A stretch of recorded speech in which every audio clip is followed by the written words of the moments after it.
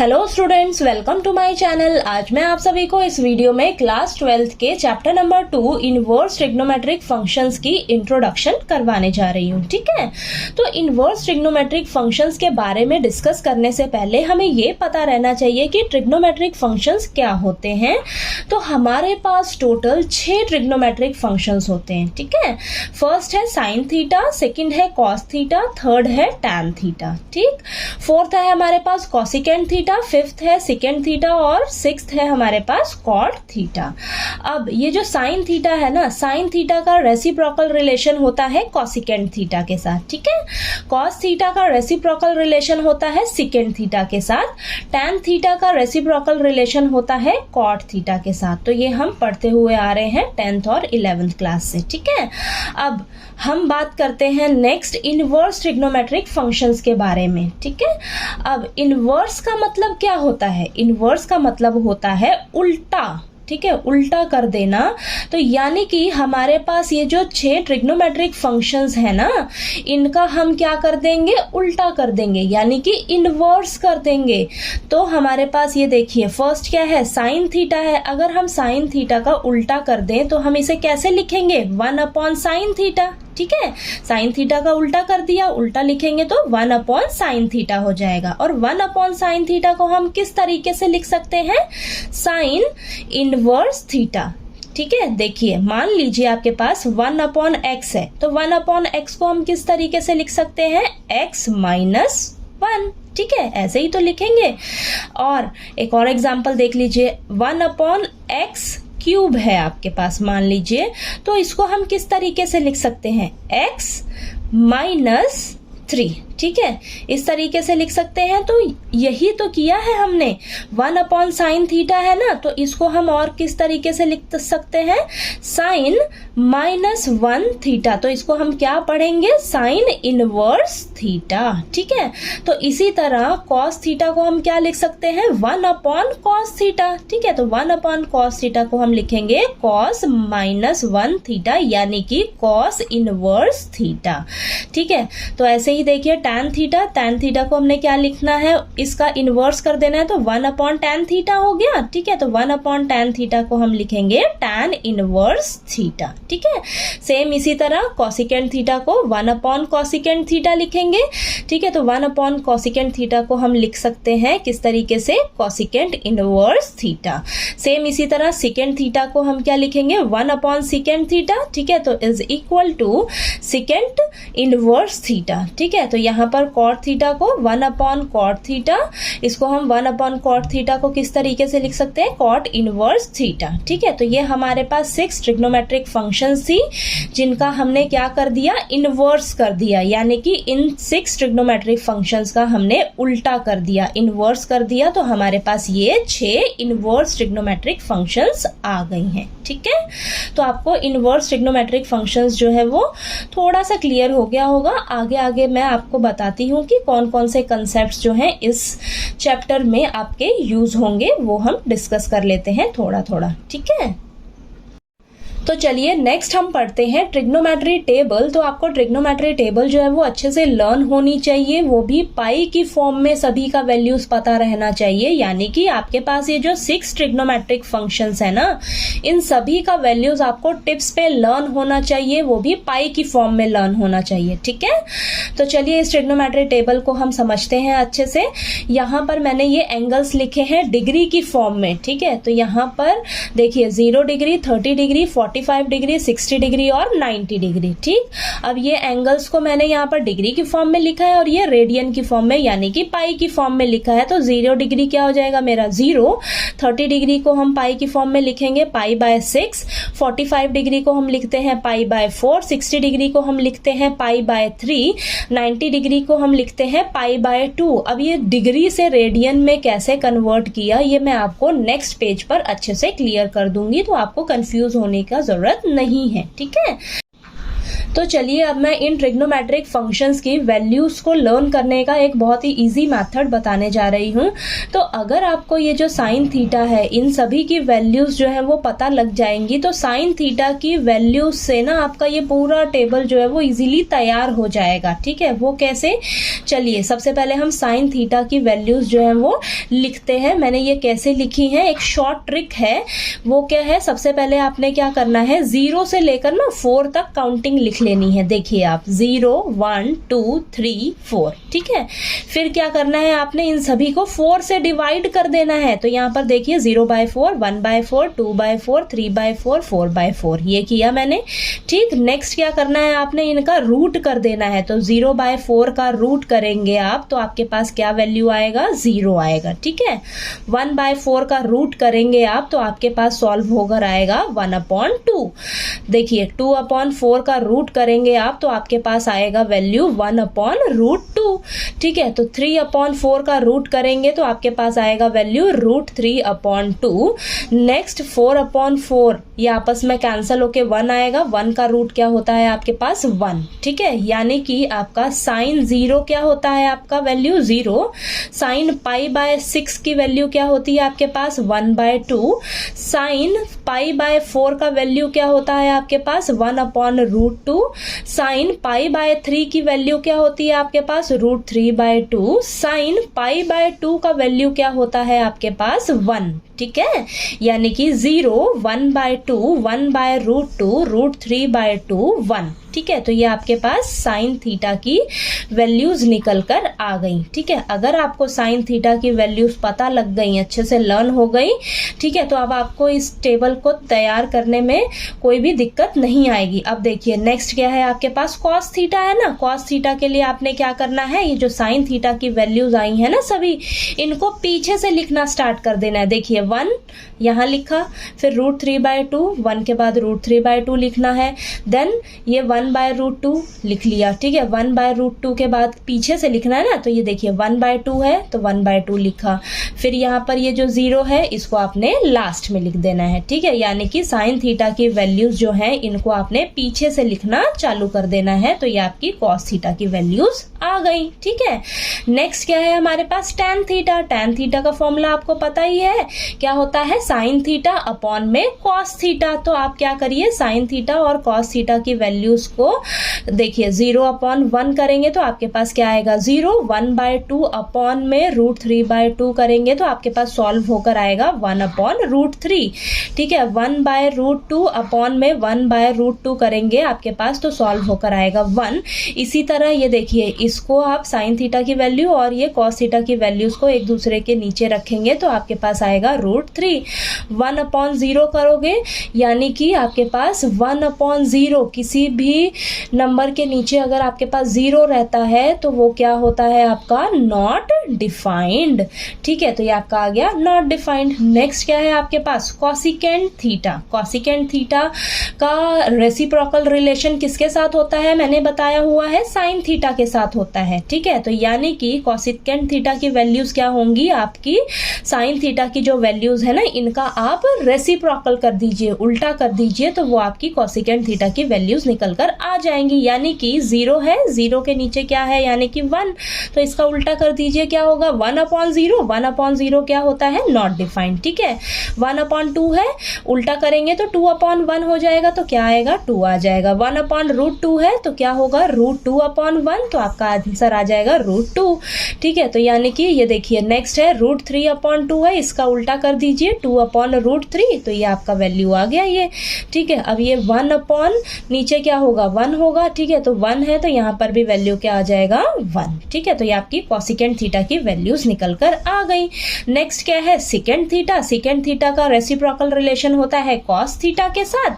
ठीक है, तो यानी कि कॉस थीटा की जो सभी वैल्यूज हैं इनका आप रेसिप्रोकल कर दीजिए, उल्टा कर दीजिए, तो आपकी ये जो सेकेंड थीटा की वैल्यू सभी निकल कर आ जाएंगी। ठीक है, ये भी एक तरीका है और एक तरीका ये भी है कि जो कॉसिकेंट थीटा की जो वैल्यूज है ना इनको आप पीछे से लिखना स्टार्ट कर दीजिए। पीछे से लिखना स्टार्ट कर देंगे तो आपके पास सेकेंड थीटा की वैल्यूज निकल कर आ जाएंगी। ठीक है, नेक्स्ट है आपके पास कॉट थीटा।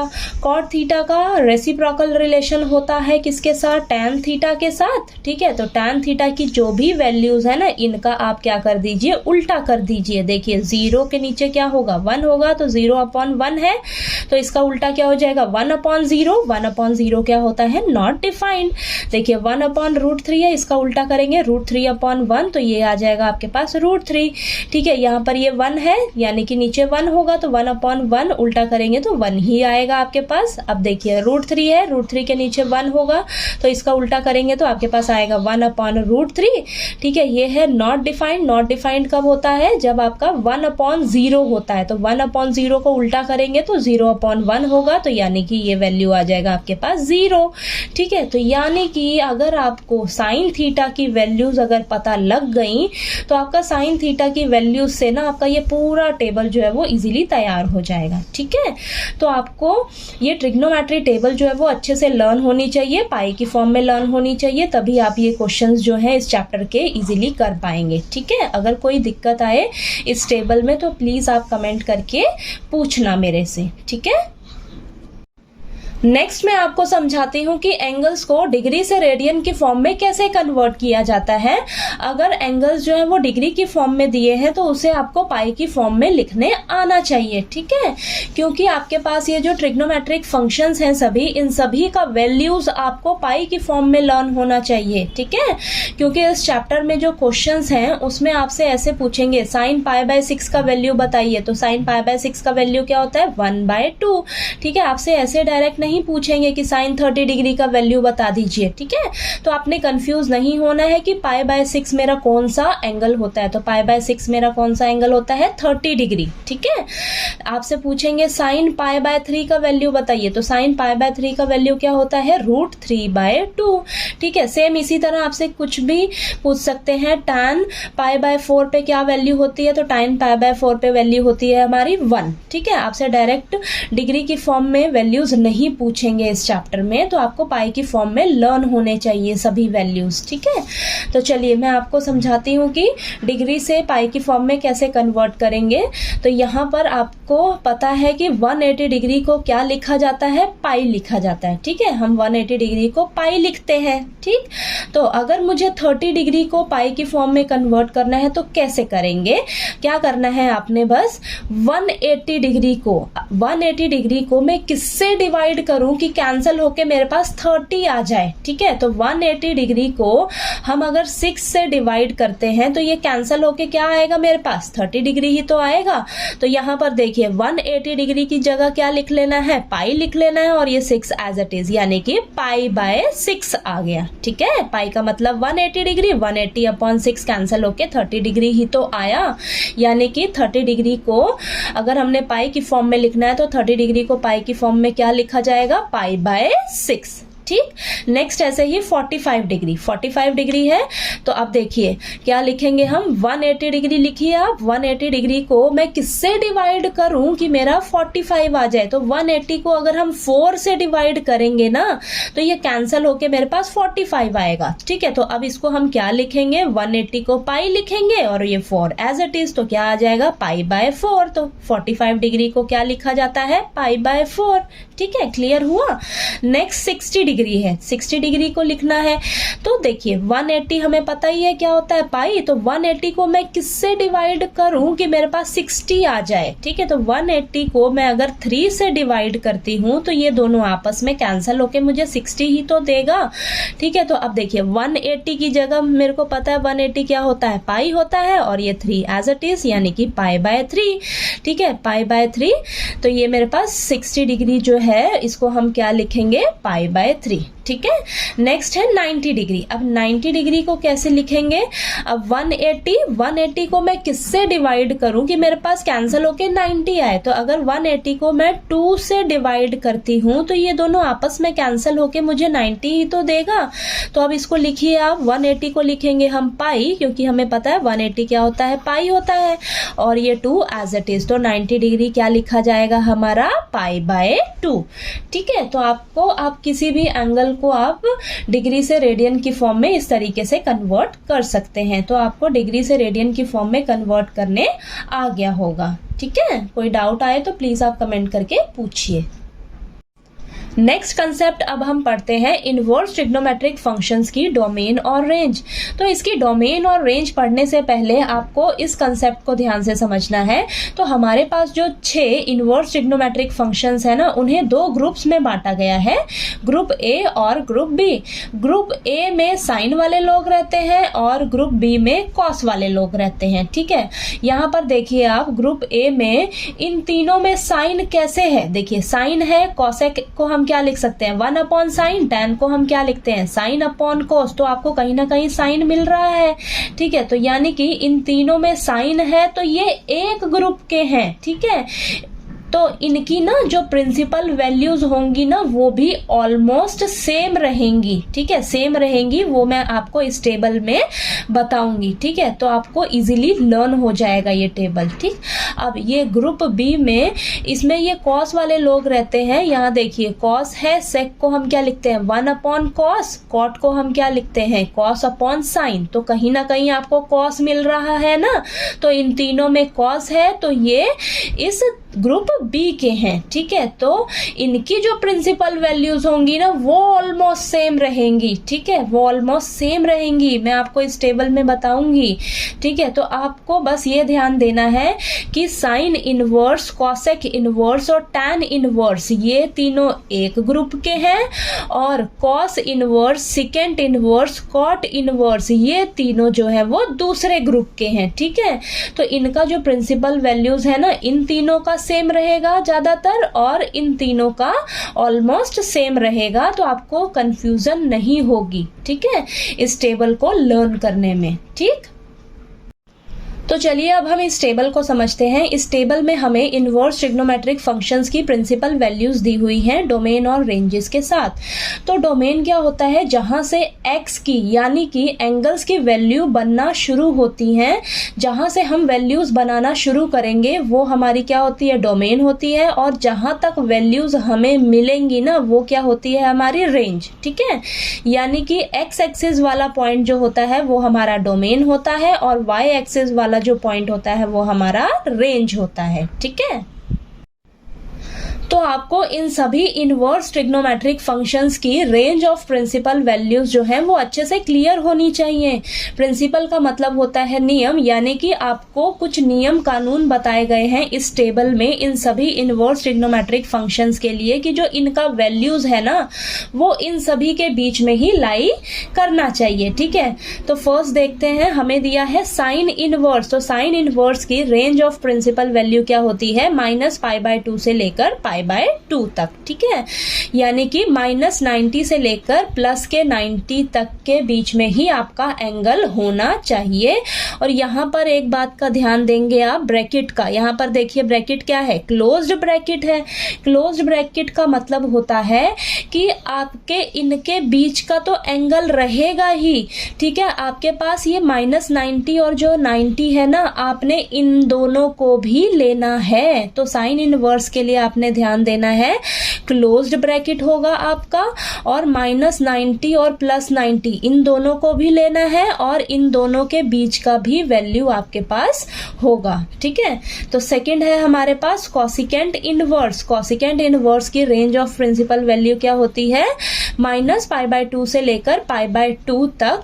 ठीक है, और इन दोनों को भी लेना है क्योंकि क्लोज्ड ब्रैकेट है, और आपने क्या कर देना है माइनस कर देना है कॉसिकेंट 0 डिग्री को, क्योंकि आपका देखिए कॉसिकेंट 0 डिग्री पे आपकी जो वैल्यू होती है वो नॉट डिफाइंड होती है। ठीक है, नॉट डिफाइंड होती है, तो आपने कॉसिकेंट इनवर्स के लिए प्रिंसिपल वैल्यू क्या याद रखनी है कि आपका क्लोज्ड रहेगा, क्लोज्ड ब्रैकेट रहेगी, यानी कि -π/2 से लेकर π/2 तक वैल्यू होगी, और ये दोनों भी आपने लेना है, लेकिन आपने क्या कर देना है माइनस कर देना है 0 डिग्री को। ठीक है, यानी क्योंकि कॉसिकेंट 0 डिग्री आपका नॉट डिफाइंड होता होता है, ठीक है। थर्ड है आपके पास tan इनवर्स। tan इनवर्स की रेंज ऑफ प्रिंसिपल वैल्यू क्या होती है, -π/2 से लेकर π/2 तक। और यहाँ पर ये जो ब्रैकेट है ना, ये क्या है आपकी ओपन ब्रैकेट है। ओपन ब्रैकेट का मतलब होता है कि आपने ये -90 और +90 नहीं लेना है। क्यों नहीं लेना है, क्योंकि आपका देखिए tan 90 डिग्री पे ना, tan 90 डिग्री पे आपका जो वैल्यू होता है वो नॉट डिफाइंड होता है, नॉट डिफाइंड होता है। इसलिए हम क्या करेंगे, ये -90 और 90 नहीं लेंगे, ठीक है। इनके बीच का वैल्यूज जो होगा वो आपका क्या होगा, tan इनवर्स का प्रिंसिपल वैल्यू, ठीक है। तो आप यहाँ पर एक चीज का ध्यान दीजिए, ये आपके एक ग्रुप के थे ना, साइन वाली फैमिली थी ना ये आपकी, तो ये एक ग्रुप के थे। तो इन सभी का जो प्रिंसिपल वैल्यू है वो लगभग देखिए सेम ही तो है, ठीक है, सेम है ज्यादातर, ठीक। तो आपने कंफ्यूज नहीं होना है। साइन इनवर्स के लिए याद रखना है -90 से लेकर 90 तक के बीच में वैल्यूज रहेगा, और इन दोनों को भी लेना है आपने, ठीक है, क्लोज्ड ब्रैकेट है। कोसिकेंट इनवर्स के लिए इन दोनों -90 और +90 को लेना है, और इन दोनों को भी लेना है, लेकिन क्या करना है आपने, 0 को माइनस कर देना है, ठीक है। tan इनवर्स के लिए आपका -90 से लेकर 90 के बीच में ही वैल्यू होगी, ये दोनों वैल्यू नहीं होंगी, क्योंकि 90 डिग्री पे आपका जो tan है वो उसका वैल्यू जो होता है वो नॉट डिफाइंड होता है, ठीक है। क्लियर हुआ। नेक्स्ट अब हमारे पास ये जो तीनों हैं ये कॉस वाली फैमिली से हैं। कॉस वाली फैमिली से हैं तो इनका जो प्रिंसिपल वैल्यू होगा वो लगभग सेम होगा, ठीक है। तो चलिए देखते हैं कॉस इनवर्स की रेंज ऑफ प्रिंसिपल वैल्यू क्या है, 0 से लेकर पाई तक, यानी कि इसका जो प्रिंसिपल वैल्यू होगा वो 0 से लेकर पाई के बीच में लाई करेगा, और क्लोज्ड ब्रैकेट दिख रहा है तो आपने 0 और पाई को भी लेना है, ठीक है। यानी कि 0 से लेकर 180 डिग्री के बीच में इनका एंगल जो है वो होना चाहिए, और 0 और 180 डिग्री को भी आपने लेना है, ठीक है। नेक्स्ट है हमारे पास सेकेंड इनवर्स। सेकेंड इनवर्स की रेंज ऑफ प्रिंसिपल वैल्यू क्या होगी, 0 से लेकर पाई तक, ठीक है। आपने 0 और पाई को भी लेना है क्योंकि क्लोज्ड ब्रैकेट है, और माइनस कर देंगे हम सेकेंड π/2 को, ठीक है, क्योंकि सेकेंड π/2 पे जो आपका वैल्यू होता है वो नॉट डिफाइंड होता है, तो इसमें से आपने π/2 को माइनस कर देना है, तो वो आपका सेकेंड इनवर्स का प्रिंसिपल वैल्यू आ जाएगा, ठीक है।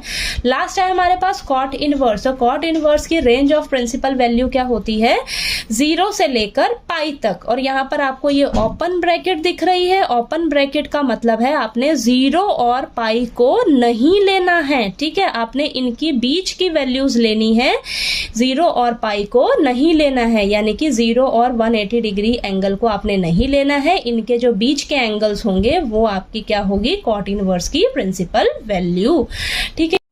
तो आपने बस ध्यान देना है कि ये जो तीनों है ये साइन वाली फैमिली से है, और ये जो तीनों है ये कॉस वाली फैमिली से है। इन तीनों की जो प्रिंसिपल वैल्यूज होंगी वो लगभग सेम होंगी, और इन तीनों की जो प्रिंसिपल वैल्यूज होंगी वो लगभग सेम होंगी, ठीक है। टैन और कॉट वाले में आपके पास जो है वो ओपन ब्रैकेट होगी, ठीक है। तो आपको ये जो टेबल है वो अच्छे से क्लियर हो गया होगा। फिर भी कोई डाउट आए तो आप कमेंट में पूछिएगा। अब चलिए मैं आपको इनवर्स ट्रिग्नोमेट्रिक फंक्शंस के फॉर्मूलाज बताने जा रही हूँ जो इस चैप्टर नंबर 2 में यूज होंगे। और जैसे जैसे आप क्वेश्चंस करेंगे ना तो आपको खुद ही पता लग जाएगा कि कौन सा फॉर्मूला हमारा कहाँ पर अप्लाई होगा। तो उसके लिए आपको क्वेश्चंस की अच्छे से प्रैक्टिस करनी होगी, ठीक है। तो चलिए हमारे पास फर्स्ट फॉर्मूला है साइन इनवर्स 1/x इक्वल होता है कॉसिकेंट इनवर्स x के, ठीक है। नेक्स्ट है cos inverse 1/x is equal to secant inverse x. Next formula है tan इनवर्स 1/x इक्वल होता है cot इनवर्स x के, ठीक है। नेक्स्ट फॉर्मूला है हमारे पास sin इनवर्स -x, ठीक है। तो ये हमारे पास देखिए ये 6 फॉर्मूलाज हैं जिसमें क्या है sin inverse -x, cosecant inverse -x, tan inverse -x, ठीक है। यहाँ पर है cos inverse -x, secant inverse -x, cot inverse -x। तो इन 6 फॉर्मूलाज में ना क्या होगा, ये जो माइनस है ये सब में बाहर आएगा, लेकिन साइन वाली फैमिली में तो देखिए माइनस बाहर आया तो माइनस साइन इनवर्स x हो गया, माइनस कॉसिकेंट इनवर्स x हो गया, माइनस tan इनवर्स x हो गया, ठीक है। ये साइन वाली फैमिली से थे तीनों। और ये जो है ये लास्ट के 3 कॉस वाली फैमिली से हैं तो इनको क्या करना है, आपने पाई में से माइनस कर देना है। ठीक है, देखिए pi minus cos inverse x हो जाएगा और यहाँ पर pi minus secant inverse x हो जाएगा। ठीक है, यहाँ पर pi minus cot inverse x हो जाएगा। तो आपने कंफ्यूज नहीं होना है। ठीक है, सब में माइनस का साइन बाहर आएगा, लेकिन साइन वाली फैमिली में आपने कुछ नहीं करना है, बस माइनस का साइन बाहर आ जाएगा। और कॉस वाली फैमिली में क्या करना है, आगे पाई लिख लेना है। ठीक है, पाई में से माइनस होगा ये सभी कॉस वाली फैमिली से जो है ये सब कॉस, सेक और कॉट। ठीक है, तो ये आपको ये फॉर्मूलाज हो गए अच्छे से लर्न। नेक्स्ट फॉर्मूला है हमारे पास sine inverse x plus cos inverse x is equal to pi by 2। तो इन दोनों का सम किसके इक्वल होता है, पाई बाय 2 के। ठीक है, नेक्स्ट है tan inverse x plus cot inverse x is equal to pi by 2। Next है cosecant inverse x plus secant inverse x is equal to pi by 2। तो ये तीनों फॉर्मूलाज जो है वो एक जैसे हैं, तो इनका सम जो है किसके इक्वल होगा, पाई बाय 2 के। ठीक है, नेक्स्ट फॉर्मूला है हमारे पास tan inverse x plus tan inverse y is equal to tan inverse x plus y upon में 1 माइनस एक्स वाई। ठीक है, सेम इसी तरह अगर tan इनवर्स x, लेकिन यहाँ पर क्या है साइन माइनस का, यहाँ पर प्लस था, अब ये क्या हो जाएगा माइनस का साइन। ठीक है, यहाँ पर tan inverse y is equal to tan inverse x minus y upon में 1 प्लस एक्स वाई। ठीक है, अगर यहाँ पर प्लस का साइन है बीच में तो यहाँ ऊपर प्लस रहेगा और नीचे क्या हो जाएगा माइनस का साइन। ठीक है, अगर यहाँ पर माइनस का साइन है तो आपने ऊपर माइनस ही रखना है और नीचे कौन सा साइन होगा, प्लस का साइन। ठीक है, तो ये फॉर्मूला आपका क्वेश्चंस में बहुत जगह यूज होने वाला है, तो इसको आप अच्छे से लर्न कर लेना। ठीक है, नेक्स्ट है हमारे पास 2 tan इनवर्स x। अब ये जो तीनों फॉर्मूलाज हैं ये एक जैसे हैं, देखिए 2 tan inverse x, 2 tan inverse x, 2 tan inverse x। अब ये इज इक्वल टू, अगर आपको 2 tan इनवर्स x को साइन की फॉर्म में लिखना है, ठीक है, तो आप क्या इसको किसके इक्वल रखोगे, साइन इनवर्स 2x अपॉन में 1 प्लस एक्स स्क्वायर। ठीक है, अगर आपको 2 tan इनवर्स x को कॉस की फॉर्म में लिखना है, कॉस की फॉर्म में लेकर आना है, तो किसके इक्वल हो जाएगा formula, cos inverse 1 minus x square upon में 1 प्लस एक्स स्क्वायर। ठीक है, नेक्स्ट है अगर आपको 2 tan इनवर्स x को tan की फॉर्म में लेकर आना है, ठीक है, tan की फॉर्म में लिखना है, क्वेश्चन में आपको tan की जरूरत है। ठीक है, तो आप क्या लिखोगे इसको किसके equal, tan inverse 2x upon में 1 माइनस एक्स स्क्वायर। ठीक है, तो आपने इन फॉर्मूला को अच्छे से लर्न कर लेना है। ठीक है, नेक्स्ट आपके पास कुछ और भी फॉर्मूलाज हैं, ये देखिए आप। नेक्स्ट है हमारे पास sine inverse x plus sine inverse y। ठीक है, तो ये किसके इक्वल होता है हमारा, बाहर आपने रखना है साइन इनवर्स। ठीक है, बाहर रखा हमने sine inverse, then bracket start, आपने सबसे पहले लिखना है x। ठीक है, x लिखा, तब रूट में क्या लगाना है, 1 माइनस y का स्क्वायर। ठीक है, बीच में साइन प्लस का रहेगा, देखिए प्लस का साइन का है फॉर्मूला, तो यहाँ पर बीच में आपने प्लस ही रखना है। ठीक है, ये साइन वाला फॉर्मूला है, तो यहाँ पर साइन क्या हो जाएगा आपका, प्लस का रहेगा। और यहाँ पर देखिए, यहाँ पर पहले x था तो अंदर क्या होगा, y वाला। ठीक है, y वाले टर्म। अब यहाँ पर आपने बाहर रखना है किसको, y को रखना है, तो अंदर x वाली टर्म रहेगी, यानी कि root 1 minus x square, bracket close. ठीक है, तो आपने इस फॉर्मूले को अच्छे से लर्न कर लेना है। देखिए sine inverse x plus sine inverse y किसके इक्वल होगा, बाहर आपने साइन इनवर्स रखना है, bracket start, x root 1 minus y square plus y root 1 minus x square. ठीक है, नेक्स्ट है sine inverse x minus sine inverse y। अब बीच में साइन क्या हो गया, माइनस का साइन हो गया। ठीक है, तो बस कुछ नहीं करना आपने, सेम यही फॉर्मूला रहेगा, बस आपने क्या करना है, बीच में साइन माइनस का लगा देना है। ठीक है। बाहर आपने साइन इनवर्स रखना है, सेम एज इट इज दोनों फॉर्मूलेज हैं आपके। बस यहाँ पर ध्यान रखना है आपने, अगर यहाँ पर प्लस है तो बीच में प्लस रहेगा, बाकी सब ऐसे ही रहेंगे, और बीच में अगर माइनस है तो यहाँ पर माइनस ही रहेगा, ठीक है। बाकी सभी टर्म्स ऐसे ही रहेंगी, ठीक है। नेक्स्ट है आपका कॉस वाला फॉर्मूला है, cos inverse x plus cos inverse y, ठीक है। तो अगर ये होगा तो बाहर आपने क्या रखना है, कॉस इनवर्स रखना है, ठीक है। ब्रैकेट स्टार्ट, एक्स और वाई को आपस में आपने मल्टीप्लाई कर देना है, ठीक है। X y, x into y. अब यहाँ पर प्लस का साइन है, ठीक है, तो आपने फॉर्मूले में क्या रखना है, अंदर माइनस का साइन, ठीक है। ये चीज का ध्यान रखना है। साइन वाले में तो सेम साइन रहेंगे एज इट इज, लेकिन कॉस वाले में क्या रहेगा, अगर यहाँ पर प्लस का साइन है तो आपने यहाँ पर अंदर माइनस का साइन रखना है, ठीक है। अब ये क्या हो जाएगा आपके पास, root 1 minus x square into root 1 minus y square, ठीक।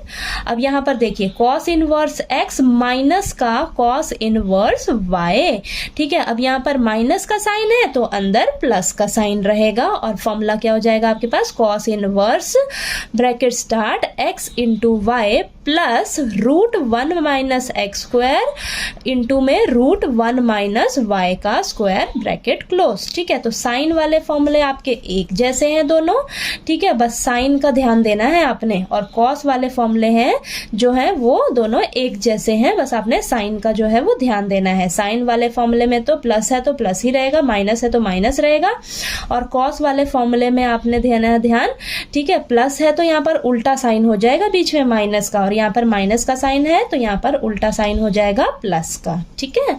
तो आपने इन सभी फॉर्मूलाज को अच्छे से लर्न कर लेना है, इनवर्स ट्रिग्नोमेट्रिक फंक्शंस के ये जो फॉर्मूलाज हैं, ठीक है। आपको क्वेश्चंस में ये बहुत यूज आने वाले हैं। अगर आपको ये फॉर्मूलाज अच्छे से लर्न होंगे तभी आप क्वेश्चंस कर पाएंगे, नहीं तो आप क्वेश्चंस इसके इजीली नहीं कर पाओगे सॉल्व, ठीक है। आप कंफ्यूज हो जाओगे कि मुझे कौन सा फॉर्मूला कहाँ अप्लाई करना है। उसके लिए आपको फॉर्मूलाज जो है वो अच्छे से लर्न होने चाहिए टिप्स पे, ठीक है। तो आप अच्छे से प्रैक्टिस करोगे जब ना, फॉर्मूलाज की लिख लिख के एक बार प्रैक्टिस करना, तो आपको ये खुद ही टिप्स पे लर्न हो जाएंगे, ठीक है। नेक्स्ट मैं आपको ये ट्रिग्नोमेट्री के कुछ फॉर्मूलाज बता देती हूँ जो आपको ये क्वेश्चंस में सभी फॉर्मूलाज जो है यूज आने वाले हैं, ठीक है। तो आपको ये लर्न होने चाहिए ये भी फॉर्मूलाज अच्छे से, ठीक। फर्स्ट है हमारे पास sine square theta plus cos square theta किसके इक्वल होता है, 1 के इक्वल, ठीक है। नेक्स्ट है 1 plus tan square theta is equal to secant square theta. Next है cot square theta plus 1 is equal to cosecant square theta, ठीक है। तो ये आपने ये तीनों आइडेंटिटीज क्लास 10th में भी पढ़ी हुई है, तो आपको अगर किसी भी टर्म का जरूरत रहे तो आप इसको क्या कर सकते हो, रीअरेंज करके वो फाइंड आउट कर सकते हो, ठीक है। नेक्स्ट फॉर्मूला है हमारे पास साइन 2 थीटा, ठीक है। साइन 2 थीटा किसके इक्वल होता है, 2 sine theta into cos theta, ठीक है।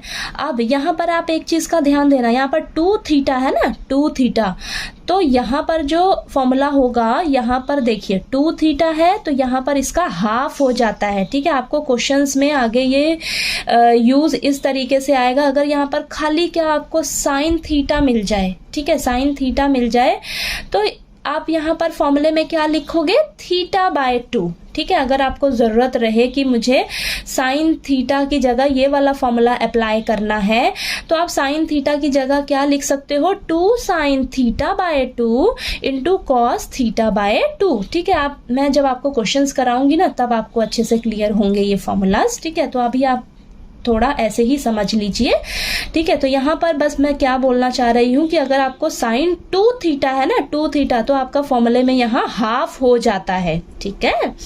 नेक्स्ट है हमारे पास साइन 2 थीटा, अगर टैन की फॉर्म में लिखना है हमें तो क्या हो जाता है, किसके इक्वल, 2 टैन थीटा अपॉन में 1 प्लस टैन स्क्वायर थीटा, ठीक है। नेक्स्ट फॉर्मूला है हमारे पास cos 2 थीटा, cos 2 थीटा किसके इक्वल होता है, cos square theta minus sign square theta, ठीक है। नेक्स्ट है cos 2 थीटा, अगर हमें इसे tan थीटा की फॉर्म में लिखना है तो किसके इक्वल हो जाएगा, 1 minus tan square theta upon में 1 प्लस tan स्क्वायर थीटा, ठीक है। नेक्स्ट फॉर्मूला है tan 2 थीटा, tan 2 थीटा किसके इक्वल होता है, 2 tan थीटा अपॉन में 1 माइनस tan स्क्वायर थीटा। ठीक है, नेक्स्ट फॉर्मूला है हमारे पास साइन 3 थीटा। अब ये तीनों फॉर्मूलाज जो है वो एक जैसे हैं। ठीक है, तो साइन 3 थीटा किसके इक्वल होता है? 3 sign theta minus 4 sine cube theta. ठीक है, नेक्स्ट है कॉस 3 थीटा किसके इक्वल होता है? 4 cos cube theta minus 3 cos theta. ठीक है, नेक्स्ट फॉर्मूला है tan 3 theta is equal to 3 tan theta minus tan cube theta upon में 1 माइनस 3 tan स्क्वायर थीटा।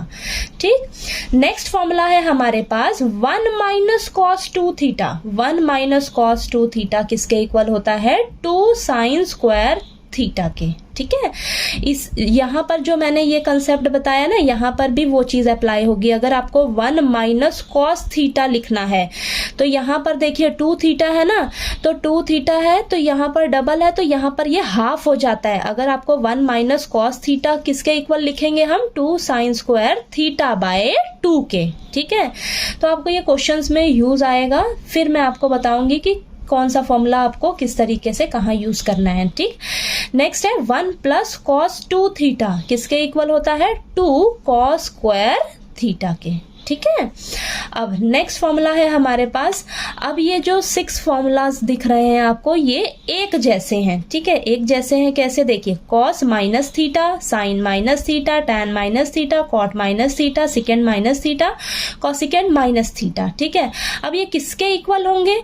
देखिए, जो कॉस है ना और जो सिकेंड है, कॉस और जो सिकेंड है, ये अपने माइनस को खा जाएंगे। ठीक है, अपने माइनस को खा जाएंगे, तो ये हम सिंपल लिखेंगे कॉस माइनस थीटा किसके इक्वल होता है? कॉस थीटा के। और सिकेंड माइनस थीटा किसके इक्वल होता है? सिकेंड थीटा के। ठीक है, और बाकी ये जो चारों ट्रिग्नोमेट्रिक फंक्शंस हैं, ये अपने जो माइनस का साइन है वो बाहर निकाल देते हैं। ठीक है, देखिए, minus sine theta, minus tan theta, minus cot theta, minus cosecant theta. ठीक है, तो आपने ट्रिग्नोमेट्रिक फॉर्मूलाज को इनवर्स ट्रिग्नोमेट्रिक फॉर्मूला से कंफ्यूज नहीं होना है। ठीक है, उन दोनों को आपने मिक्स मत कर देना। ठीक है, तो यहाँ पर आपने ध्यान देना है, कॉस और सेक जो है वो अपने माइनस साइन को खा जाते हैं, बाकी सभी अपने माइनस को बाहर निकाल देते हैं। ठीक है, और यहाँ पर देखिए इनवर्स वाले फॉर्मूला में क्या है?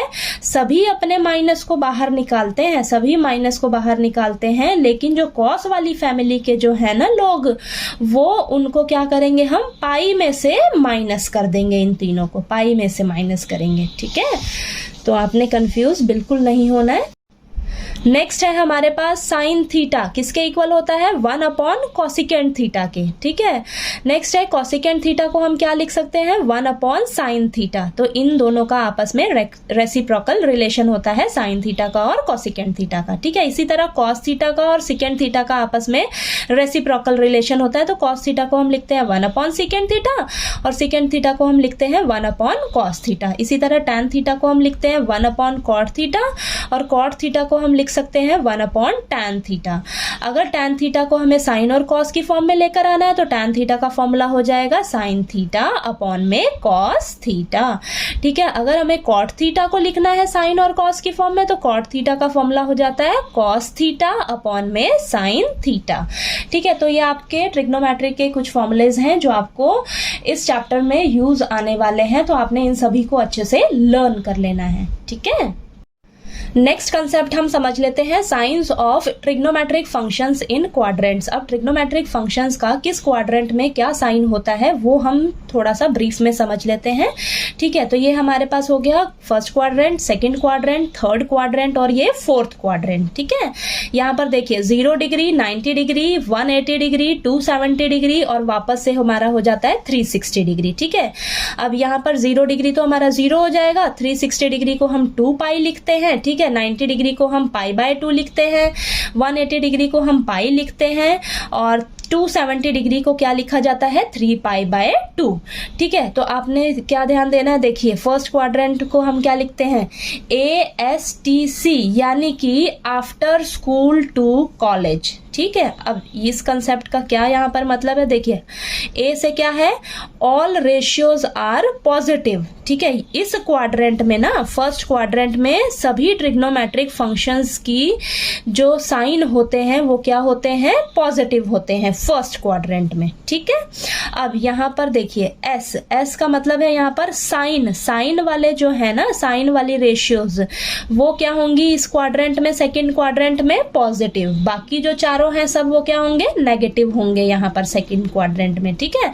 यानी कि साइन थीटा का उल्टा क्या होता है, कॉसिकेंट थीटा, क्योंकि कॉसिकेंट थीटा को हम क्या लिख सकते हैं, 1/sin थीटा, ठीक है। तो साइन थीटा वाली जो रेशियोज हैं वो सेकेंड क्वाड्रेंट में पॉजिटिव होंगी, ठीक है। नेक्स्ट टी से मतलब है टेंजेंट वाली रेशियोज, यानी कि टैन की फॉर्म में हम जिसे लिखते हैं, देखिए टैन थीटा और कॉट थीटा को हम 1/tan थीटा लिख सकते हैं। तो टैन थीटा वाली जो रेशियोज हैं उन सभी को थर्ड क्वाड्रेंट में क्या होते हैं, वो पॉजिटिव होते हैं। इसके अलावा जो चारों होंगे वो इस क्वाड्रेंट में नेगेटिव होंगे, ठीक है। नेक्स्ट सी से क्या मतलब है यहाँ पर, कोसाइन वाली रेशियोज, यानी कि फोर्थ क्वाड्रेंट में कॉस थीटा और सिकेंड थीटा को हम लिख सकते हैं 1/cos थीटा, यानी कि ये दोनों इस क्वाड्रेंट में पॉजिटिव होंगे, बाकी इसके अलावा जो चारों होंगे वो इस क्वाड्रेंट में नेगेटिव होंगे, ठीक है। तो यानी कि फर्स्ट क्वाड्रेंट में सभी रेशियोज आपकी पॉजिटिव होंगी, सेकंड क्वाड्रेंट में साइन वाली रेशियोज आपकी पॉजिटिव होंगी, थर्ड क्वाड्रेंट में टैन वाली रेशियोज आपकी पॉजिटिव होंगी, फोर्थ क्वाड्रेंट में आपकी कोसाइन वाली रेशियोज जो है वो पॉजिटिव होंगी, ठीक है। तो इस कंसेप्ट को जब मैं आपको क्वेश्चंस कराऊंगी ना, वहां पे इनको कैसे यूज करना है फिर मैं वहां पे आपको बताऊंगी। अब नेक्स्ट कंसेप्ट हम समझ लेते हैं ट्रिग्नोमेट्रिक रेशियोज। तो ट्रिग्नोमेट्रिक रेशियोज आपको पता रहनी चाहिए कि किसकी क्या होती है, क्योंकि आपको क्वेश्चंस मिलेंगे इसके ऊपर, तो आपको ये अच्छे से कंसेप्ट क्लियर होना चाहिए। देखिए अब यहाँ पर आपने क्या लिखना है, सबसे पहले sine theta, cos theta, tan theta, ठीक है। अब इनका रेसिप्रोकल रिलेशन होता है साइन थीटा का कॉसिकेंट थीटा के साथ, कॉस थीटा का सिकेंट थीटा के साथ, टैन थीटा का कॉट थीटा के साथ। इतना क्लियर हुआ। नेक्स्ट आपके पास ये राइट एंगल ट्राइंगल है, ठीक है। यहाँ पर होता है 90 डिग्री, और अगर ये मेरा थीटा है, तो थीटा के सामने वाला परपेंडिकुलर होता है, ठीक है। और जिस साइड पर ये दोनों एंगल्स बनेंगे वो हमारा बेस होता है, और ये लंबी वाली साइड क्या होती है, हमारी हाइपोटेन्यूज होती है, ठीक है। अब इन रेशियोज को लिखने का एक शॉर्ट सा ट्रिक मैं आपको बताती हूँ। वो क्या है, आपने क्या लिखना है, पीले बेटा पीले हर हर बोल के, ठीक है। अब इनके फर्स्ट अल्फाबेट उठाने हैं आपने। देखिए फर्स्ट अल्फाबेट उठाना है, इसका पी, इसका बी, इसका पी। देखिए पी बी पी, पीले बेटा पीले। अब ये एच एच बी, हर हर बोल के, ठीक है। इतना क्लियर हुआ। अब ये जो P/H बना है ना आपका, ये साइन थीटा का रेशियो है, ठीक है। और अगर हम नीचे से देखें, H/P किसका रेशियो हो जाएगा, कॉसिकेंट थीटा का। ऐसे ही B/H अगर हम देखें तो किसका रेशियो हो जाएगा, कॉस थीटा का। अगर नीचे से देखा जाए तो H/B किसका रेशियो हो जाएगा, सिकेंट थीटा का, ठीक है। P/B किसका रेशियो हो जाएगा, टैन थीटा का। और अगर नीचे से देखें B/P किसका रेशियो हो जाएगा, कॉट थीटा का, ठीक है। तो वही चीज तो मैंने यहाँ पर लिखी है, देखिए यही लिखा है, साइन थीटा का रेशियो क्या है, P/H, ठीक है। यही तो है यहाँ पर, देखिए कॉस थीटा का रेशियो क्या है, B/H, ठीक है। टैन थीटा का रेशियो क्या है, P/B, ठीक है। इनका जब उल्टा कर दोगे तो इन सभी का रेशियोज आपके पास निकल कर आ जाएगा, ठीक है। तो आपने ट्रिग्नोमेट्रिक रेशियोज को लर्न करने के लिए आपने ये शॉर्ट ट्रिक लर्न कर लेनी है बस, ठीक है। क्या है, पीले बेटा पीले हर हर बोल के, ठीक है। अगर आपने ये वाला कंसेप्ट समझ लिया तो आपको ट्रिग्नोमेट्रिक रेशियोज जो है वो कभी भी नहीं भूलेंगी, ठीक है। तो मैंने आपको chapter number 2 inverse trigonometric functions में जितने भी कंसेप्ट्स आपके यूज़ होने वाले हैं वो मैंने आपको इस वीडियो में थोड़ा थोड़ा जो है वो समझा दिया है। फिर भी अगर कोई डाउट आए आपको कहीं भी तो प्लीज़ आप कमेंट करके मुझसे पूछना, ठीक है। और अगर मेरा वीडियो अच्छा लगे तो प्लीज़ लाइक कीजिए, शेयर कीजिए और ज़्यादा से ज़्यादा सब्सक्राइब कीजिए। Thank you so much.